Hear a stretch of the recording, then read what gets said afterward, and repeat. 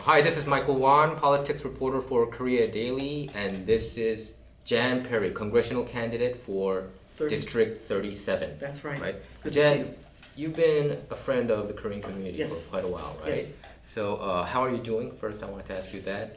Thanks for asking. I'm doing fine. Mhm. I'm very energized and out talking to people every single day and night. And I currently run 2 nonprofits.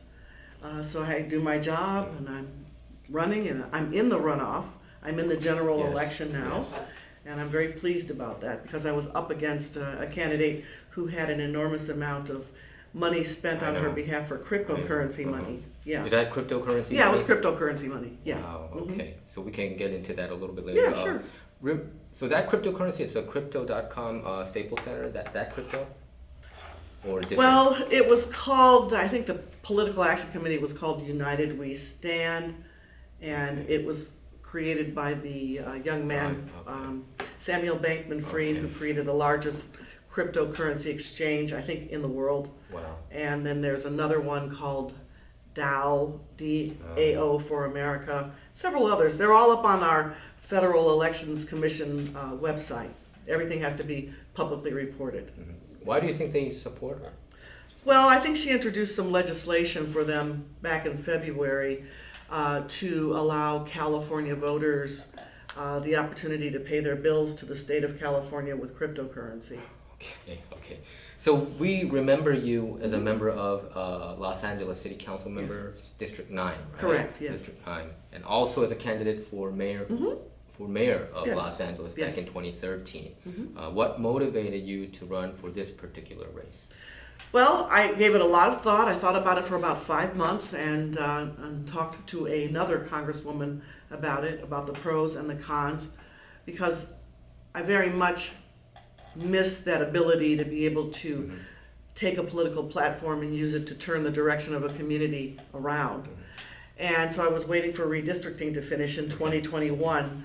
And when I saw that almost all of my former council district had been placed into the 37th congressional district, I then decided, well, there's a basis, a platform of people who already know me. And so I decided to go ahead and run. Okay, so since you mentioned redistricting, you know that it was a huge issue Yes. in Koreatown. It used to be split in 4 districts. Yes. Now it's united into one. I wanted to ask you about this situation. I know this is not your race, but it's No, it's okay. well, yeah, it's very It's important fine. in the Korean Yeah. community. So I think if you put in some kind of input, people would listen to you because they are. I familiar gave with input the in name. 2012 too. Yeah, Yeah. You were for uniting the Yeah. 4 districts, Yeah. right?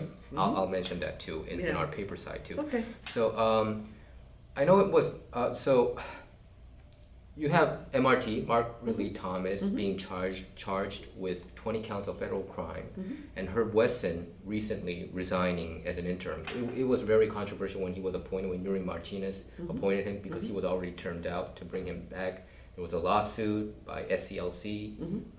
I think they would have won, but so I think that's why Wesson stepped down. Right. And you have. What do you think about this whole situation? Yeah.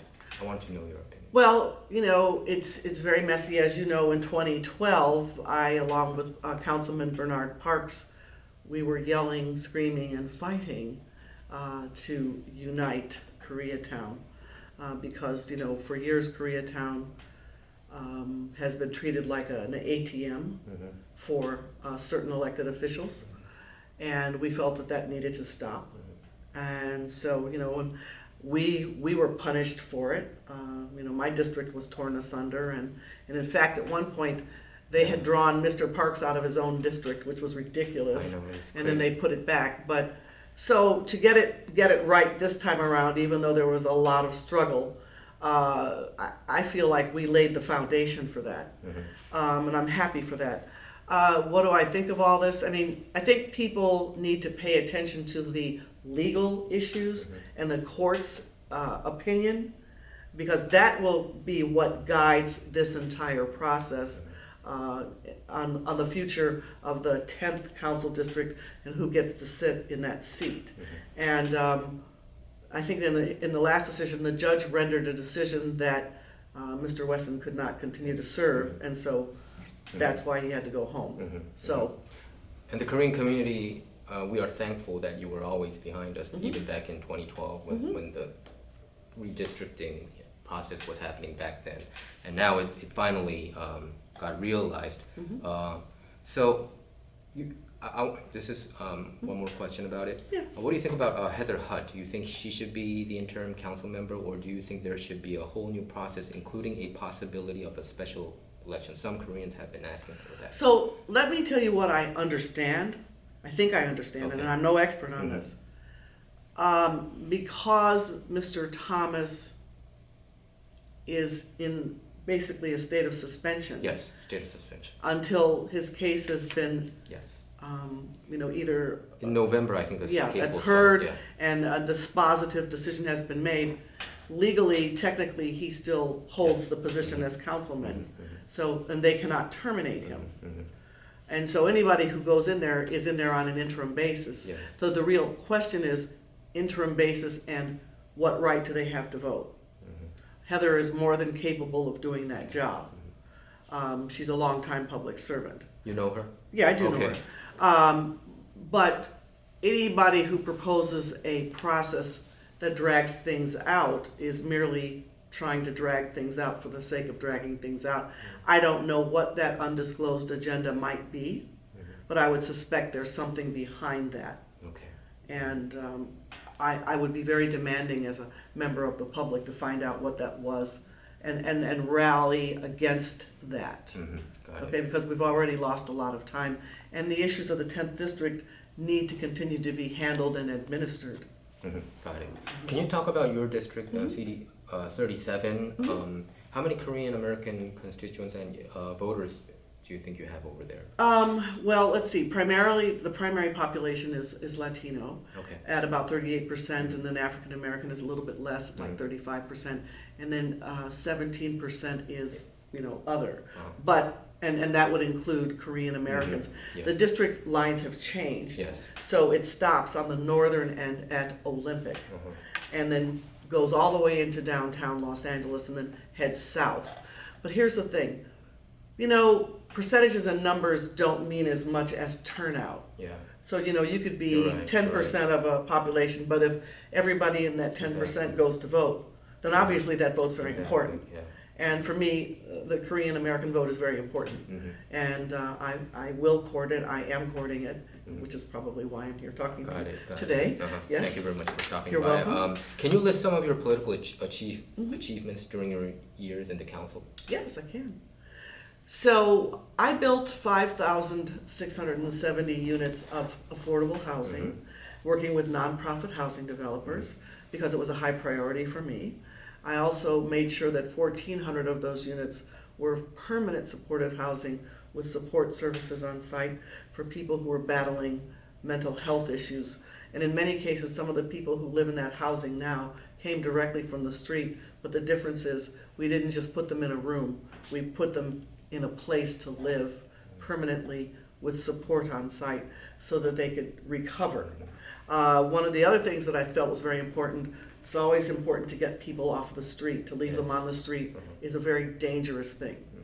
So I founded and funded the largest homeless shelter in the city of Los Angeles. At its height, it's 650 beds for men and women.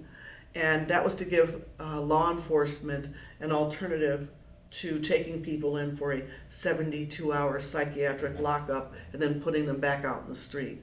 In this case, at this shelter, they can stay for up to a year until they get stabilized and prepared to go into housing so that they will be successful and not bounce back out into the street. And then many other things, a lot of the work that I did generated new tax revenue for the city of Los Angeles, directly attributed to my efforts. It was $52 million, and I was the one who was the lead person on Staples and LA Live, which I guess is called Crypto now. Crypto stadium, I think. Crypto.com stadium, right? Yeah. Anyway, that created 90,000 new jobs. And I made sure that not only did we have a project labor agreement, but that we had a community benefits agreement so that people from the community could also have jobs there and have a career path that they never had before. Got it. So, And your district, CD8, when you were in CD9, that how much percentage of that is in the current congressional 37? There's a lot of overlapping, right? Almost all of it, right? Almost all of it. That motivated you to. yeah, that actually was run the too, right? that was the thing where I went, oh, this looks okay. Yes. So you, in the primary, your opponent is currently, we mentioned it, aforementioned Sidney Kamlinger, right? The vote tally gap between you and candidate Kamlinger seemed pretty wide in the primary. How would you be able to overcome the difference? Well, okay, the primary, I think we had 7 candidates, right? Yeah. Yes. 7 candidates. Oh, Well, yeah, it was split. Yeah, so, they're all gone now. They're all And the votes redistribute themselves. Yes. And in the analysis, if you talk to mathematicians or statisticians, you look at what she got, and also that also means that 57% of the people who did cast their votes did not cast them for that's her. true. That's true. So those are the votes that I'm going after, Okay. is the 57% who did not vote for her. Got it. Yeah. Did you get Daniel Lee's endorsement, who was No. third in the race? No, I didn't. Did he endorse anybody? I don't think so. Oh, he did not. No, I did call him a few times just to talk. He's very intelligent, Uh-huh. very serious person. Yeah. But no, Oh, and we never connected. okay, all right. In these kind I of got Sandra Mendoza though. you did. Yeah, I did, and I was happy about that because Sandra lives in South LA. She actually lives in my former council Okay. district, and I thought she did very well. And Latino votes are extremely important in this race too. You were in city council for 12 years. Yes.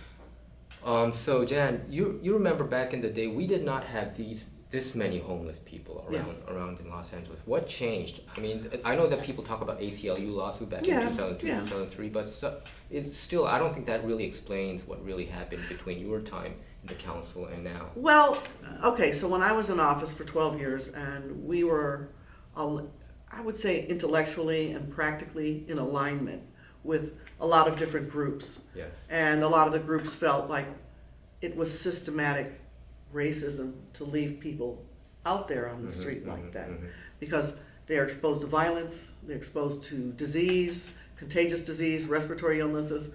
I remember, I think in 2019, we had a serial killer stomping on people downtown who were sleeping, who were homeless. So, I was a part of a larger team with representatives from one of the missions, from the Business Improvement District, Dion Joseph from LAPD, and also representatives from LASA. We took vans, we took services, we went out for several years to the encampments and got people to come in. And once I termed out, the effort for that ceased. It stopped. It's unfortunate because we were beginning to turn the tide of, people, the word spread, we can get help and you can get help directly from the street. And to my knowledge, there's nobody who's done anything like this since I left. And as a congresswoman, those are the kinds of efforts that I would seek to reinstitute, not only fund, but to implement and to create that connection, that connectivity for community organizations on the ground to get people off the street and into treatment. So what you're saying is there were more involvement from the city side back then, and now you think people kind of got lackadaisical, these elected officials compared to what I was involved. Antonio Villaraigosa, he kind of bragged about it too when I interviewed him Really? a little bit. He said it wasn't like this when I was there. Yeah, well, it wasn't. So he was there. But I think it's an attitude. People who are homeless, they may not vote. Maybe they will, maybe they won't. I don't think they I don't know. They're lost souls that people ignore. Yeah. There's no glamour associated with it. It's tedious work. It's hard. Yes. Nobody's going to turn around and thank you. And in fact, some people may turn around and, get mad at you. Exactly. It's kind of becoming that way a little Yeah, bit. right. So, but you still have to do it. And the reason I tell you is because of two things. One night we were out on our walk, and I was with the captain of the Central Division, who at the time was a woman. We saw a woman out there all by herself. We begged her to come in. We had a bed. Bed was 500 feet away. Begged her. She said no. We might have talked to her for 10 minutes. Okay. I remember her face. Anyway, 2 days later, I saw her in the newspaper. She'd gotten murdered 2 hours after we left. The same person. Yes. Wow. So And you're trying to persuade her to come to the shelter. absolutely. And when you think about it, it bothers me every single day, anytime I talk about it, because I think the thought that I saw someone on the last day of their life and the action that if I only pressed harder or something, maybe she'd still be alive. So the next time it happened, it was over by Vernon and Central in an alley behind a church. The man said he wasn't coming in for services, and he refused, and he argued with me, and he threatened to sue me, and I had the paramedics and the firefighters down there. So I just sat down on the hood of my car and I waited until he gave up. And then he had gangrene, and he was probably going to die in 72 hours because his leg was not working well. No, his leg was not the color of a living limb anymore. It was a dying limb. So I wasn't going to let him die out there just because he said he didn't want to come in. So he came in.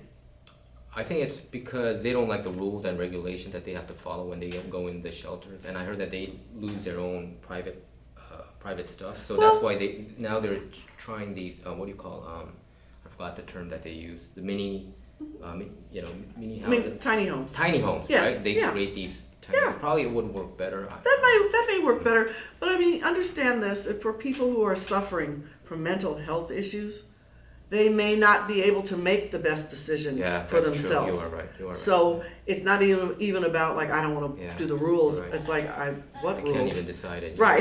Right. So when I was interviewing actually a couple of weeks ago with John Lee, Councilman C12, he said that this is more of a drug issue, but people just don't want to be too honest about it. But he sees this as a drug addiction issue. Majority of the homeless issue. Do you see it that way? He's out there in the valley, and out there in the valley, it may be that. Because every place has their different issues.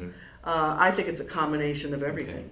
I think there's fentanyl on the street, fentanyl-laced drugs on the street, a lot of drug dealing going on, especially in certain corridors in downtown Los Angeles. And I don't want to name them because I don't want the people to be under threat. But, going into buildings where there are homeless people living and still getting those drugs inside the building. But if you have mental health issues and you throw that into the mix, it just becomes more unstable, more fragile, and more toxic. Is it true that fentanyl, most of them, it's coming from China and coming from the southern border? Is that true? That part I don't know. I don't know where fentanyl is coming from. I just know that I'm hearing a lot more about fentanyl-laced drugs, and recently talked to a couple who's, she just had a piece of legislation passed, and I don't want to take her credit or whatever, but their son died because he had some drugs that had fentanyl laced into it, and so it's just a very dangerous situation. Can you tell us your life, what you were doing before you announced your candidacy? Yes, I had a life, and I have two jobs. I run two nonprofits. One deals with infrastructure, and the other one deals with homelessness. And I've been doing that since 2019. Prior to that, I was the general manager of the Economic and Workforce Development Department for the city of Los Angeles for 5.5 years after I termed out of my council seat. And so I've been very, very busy and never stopped doing my community work. That's great. That's great. So what is Senator Kamlinger's weakness in your opinion? I just wanted to... Well, I would say that she's run for several offices in a very short period of time. Yeah, very short, right? Yeah, and I would say that as fragile as our country is right now, and our communities need people who will stay and make that deep commitment to serve your term fully and completely, and serve the needs of the community and not jump around. For me, I look at that as a litmus test between, are you running for office for you, or are you running for office for a community? That's why I stayed for 12 years in my city council seat, as I wanted to get everything done that I started. Because I knew once I was gone, because of term limits, some things might get undone. So I had to make sure everything was done, everything was funded, everything was, legislated and in the ground. And this is the same thing that I want to do as a congressperson, is to make sure that the work gets done. So I don't think that running for Congress is a job that should be yet another stepping stone, because there's too much at stake here in our country. I get the impression she's getting a lot of establishment backing. Is it true, or? You can look at her website. She's got the traditional, honorable this and honorable that.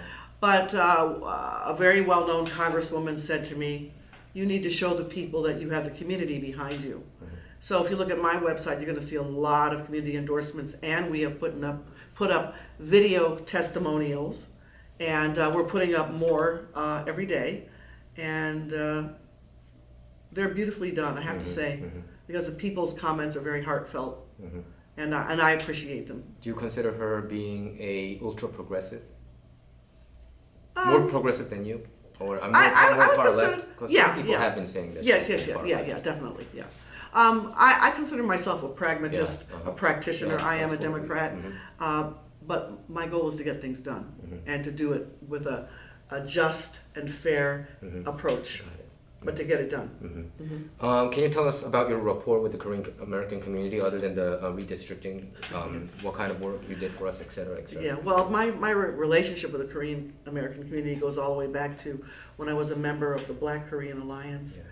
And that was after 1992, and when people were in great need to talk and to vent and to share and to build relationships. And so I was grateful for that opportunity because it opened a lot of doors for me and broadened my perspective on, you know, why people's parents came here and what they were leaving behind, and how important it was to understand the investment in the community, not only for the first generation, but the subsequent 1.5 and second generation, and the building of the social service network in the Korean community too.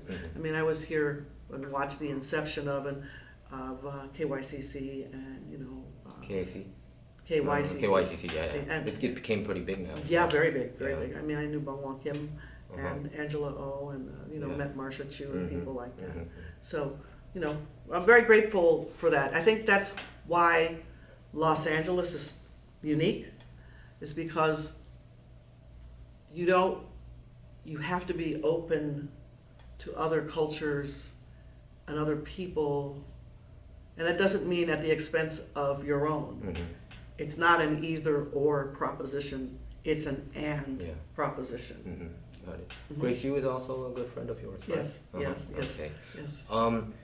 So crime has been rising in Los Angeles. Yes. How can we change this? 2 years ago, after the George Floyd incident, BLM movement, and it didn't stop there.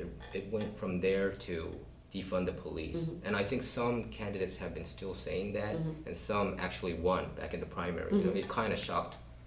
I was actually shocked with the results. Did it shock you, the primary results, and what is your thought about this defund the police movement? Did it stop now, the movement, or is it growing bigger? I don't think the movement itself has stopped. Okay. And I would expect that it continues to energize itself. And I think that it's important to keep the door open to talk to everyone about that. There has been a spike in violent crime. Yes. And, people have various theories as to what that's tied to. Some say the COVID and the lockdown. Some say that rule on misdemeanors and being kept under a certain amount. But I think a turning point, a wake-up call, was the home invasion homicide involving Mrs. Avant. I think that shocked many people for so many reasons. The location, the fact that they had security on site, and that somebody would do something so horrible to a senior citizen. And so I think that perspective of anxiety and fear continues to proliferate. And in fact, you and I both talk to people probably every day. A friend called me last week. She was in CVS and somebody ran in there and stole some things, and then she said, "I'm a magnet," because she went over to Smart and Final and somebody ran in there and stole some things. She said, "I'm so tired, I'm just going to go home." You mean? It's the same person. It happened twice. And I live in an area. Who was working there? No, she was a customer. Oh, customer, but she got tired of it and she just left. Yes, she said, yeah. But it happens all the time now. Yeah, it Smash does. and grabs, Smash and and grab. Well, the 7-Elevens. Did you see that? South Yeah, LA, 100 people. Yeah. It just. Or even the lady who set the 7-Eleven on fire over Yeah. on Olympic and La Brea. We didn't see these kind of crimes. No. And I'm thinking, I talked with some police, they would tell me that they feel humiliated when they arrest people, they just get off. And this because of this anti-police component that happened after the, defund the police movement. I think they don't want to be cops anymore. And now it's not, our LAPD number is supposed to be 9,700, but now it's down to 9,300. It's not back.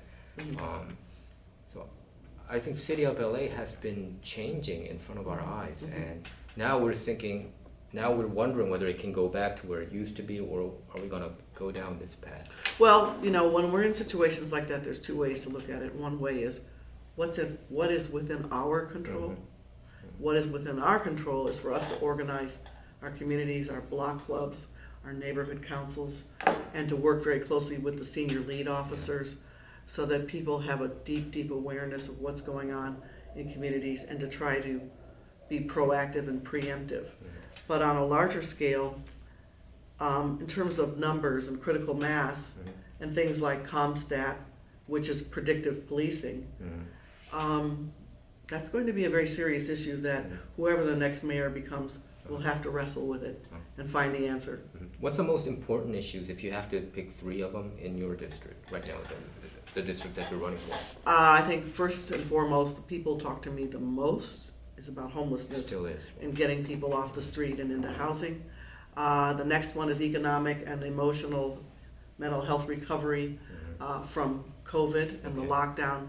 And then I would say the close second is the rise in violent crime.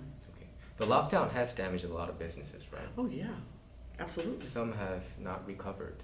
Not recovered or disappeared. Yeah, disappeared. Yeah, absolutely. And do you think in retrospect they went overboard with the lockdown? No, you know what, I have to say this. Nobody understood what we were dealing with. And I remember early on, like you, because you're a news person, looking at videos of people's bodies stacked in refrigerated trucks in parking lots and hospitals. I remember one time during the lockdown I had to go to Cedars, and I remember looking at this and thinking, this must be what it was like during World War II. Yeah. With masks and lines, and it was horrible. Scary scene. It was very frightening, and there was no way to quantify the impact of that. Can you tell us about your life story? Where you were born. You were born in LA, and we want to hear your life story. No, okay, that's fine. And it's funny. Let me just say this up front. Running for office is not a birthright, so let me just put this right out there. I am the daughter of a World War II veteran and a social worker. I was born in Ohio. Ohio, sorry about that. That's okay. That's okay. I saw it. Yeah, Ohio, Yeah. Cleveland. Yeah. My mother had me in Cleveland. And then my father had something called the GI Bill, and they saved their money and they built their own house. My cousins and my relatives dug the foundation, and one of them was a bricklayer, and they put the house, built it. My mother lived till she was 91 and had dementia, and I just had to sell the house when she died in 2019. So we had it for a long time. But I came here to go to school. I came here to go to the University of Southern California, and I was a transfer student from Case Western Reserve University. And I thought this place was incredible, incredibly diverse, interesting. I learned Spanish back in Ohio, so I was able to speak Spanish here every day. And I got my undergraduate degree with honors here, and then went on and got a master's degree and became a paralegal to support myself, and worked in some big places and started out at Legal Services Corporation. So I've always had this strong interest in public service. My father was the mayor where I grew up, and he was the first black mayor. Mayor of which city? Well, it was called Woodmere, out just on the east side of Cleveland. Okay, east side. And then the next year, a man named Carl Stokes was elected mayor of Cleveland, and I think he was the first black mayor to be elected of a major city before Mayor Bradley. In 1967. So he and my father practiced law together. And then some years later, my mother became the mayor. And my mother was the first one who exposed me to federal grants. So your dad became a mayor, and then your mom became a mayor? Yeah. To the same city?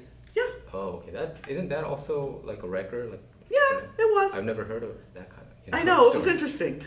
Wow. She used politics family.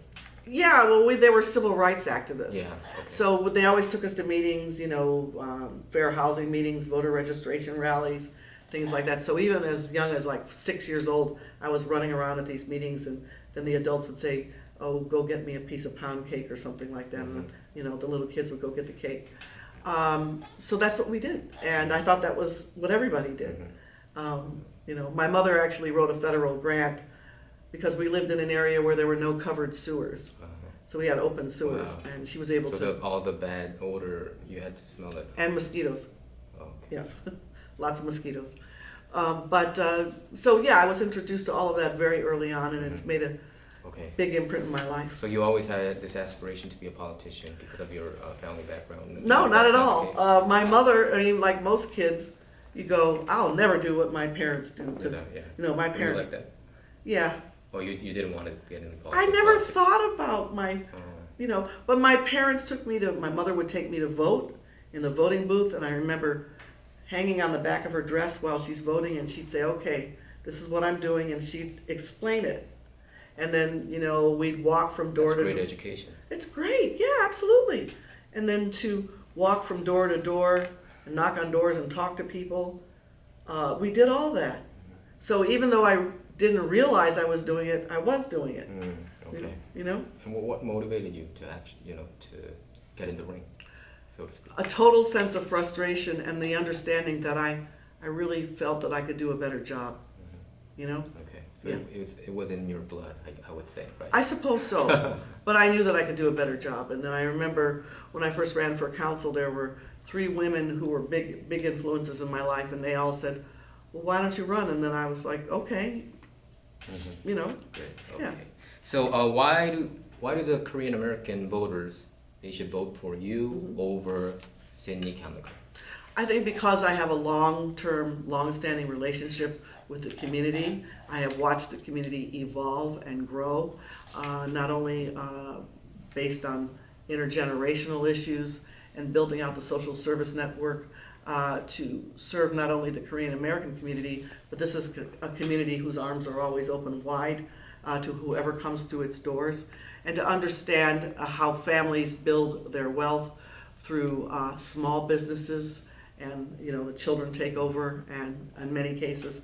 So to recognize that and to embrace that and actually learn from it, and to create partnerships, which is why I was very happy early on to be in the Black Korean Alliance, just as an example, but to build bridges, to build partnerships, and continue to grow together, because we really are all in this very dense area together, and there's every reason in the world why we should be able to work with each other. Okay. Before I ask you a last question, I wanted to ask you about the LA City mayoral race. I know that you're not, gonna say who you're supporting or anything, but Karen Bass, she's a prominent candidate now. Yeah. She's ahead in some polls.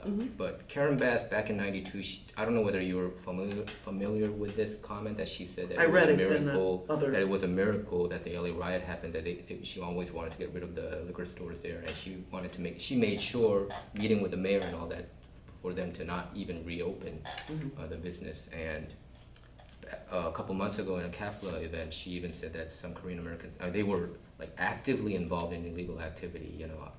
I would, What type of activity? selling alcohol to young people or something like that's along that line. She was mentioning that, and her comments kind of hurt the Korean American community with that. I wanted to know your thought about that. Well, I remember that time. It was a very emotional, very difficult time, and then there was a lot of high concentration, of liquor store outlets in South Los Angeles, and they were not all owned by Koreans. They were owned by many different types of people. I had a planning and land use background, and so I used a process, because I was the chief of staff in the 9th District before I got elected, for liquor stores that had high incidence of issues, problems, things like that. There's something called a revocation process, where you go through the revocation of a conditional use permit, and it's called due process. And so in any case that I was ever involved in, I always observed due process without regard to larger incidents like 1992, because it was being done before 92 on hotels that had issues related to them, not hotels, motels, that had issues related to them regarding prostitution that would spill over into a neighborhood. Any problematic use, you always go to due process, and quite frankly, it's the process that's the level playing field, not the political issue. And the process protects us from ourselves and our own personal opinions or whatever. And it creates that platform to adjudicate the facts. And that's where I land, is on the facts. Got it. So, any last words you want to say to our readers and viewers? You can mention your website. great. Contact number. Thank you. You can advertise yourself. Oh, ma'am. well, this is great. Thank you. My name is Jan Perry, and I really want to be your next Congresswoman for the 37th Congressional District, which would also include a large portion of the southern end of Koreatown. But then people don't really need to care about boundaries because we're all in this very close space together. I want to work with you, I want to work with your families, and to serve your elders, and to build more housing, to make sure people's businesses continue to run and to thrive. And I have 30 years of experience in doing that. I served as 12 years as a councilwoman, 5.5 years in economic and workforce development, and I currently run 2 nonprofits. So I think I have a 360-degree view about the lives of everyday people here in Los Angeles, and I can take that to Washington, D.C. and work very hard on your behalf. My website is janperry.com. That's janperry.com. You may call me at any time at 213-300-7952. Thank you very much. Do you think the Democrat side would win, the majority this year? That's the last question. Come November, because it's usually in the midterm, it goes back and forth. So Yeah, well, fingers crossed. all right, thank you very much. Thank you very much.